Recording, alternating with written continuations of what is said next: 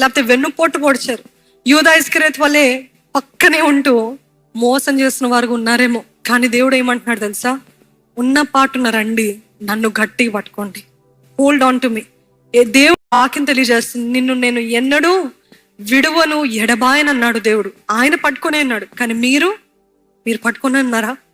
యేసేని గట్టిగా పట్టుకుంటారా? యేసే నేను అస్సలు విడువనయ్యా, నిన్ను విడువనయ్యా, నేను ఎడబాయనయ్యా, నన్ను క్షమించయ్యా. ఈ అవమానాలు బట్టి, ఈ సందేహాలు బట్టి, ఈ కార్యాలు బట్టి నేను ఎంతగానో బాధ పెట్టానయ్యా, కానీ I will hold on to Jesus. యూదా ఇస్కరియోతు ఆ సైనికులతో, ఆ యాజకులతో చెప్తున్నాడు, ఆయన ఎన్నోసార్లు పాపం నుండి విడిపించాడండి.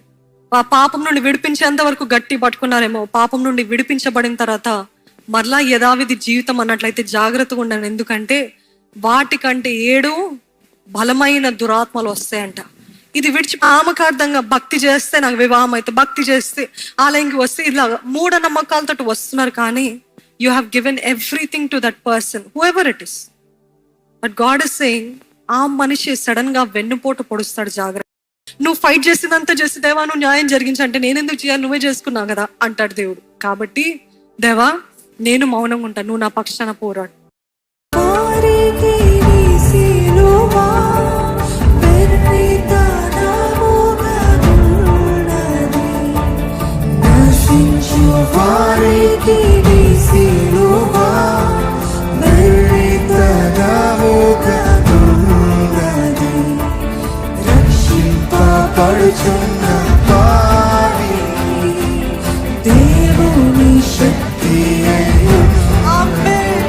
రక్షించబడుచున్న ప్రతి ఒక్కరికి ఆయన రక్తము శక్తి అయి ఉన్నది.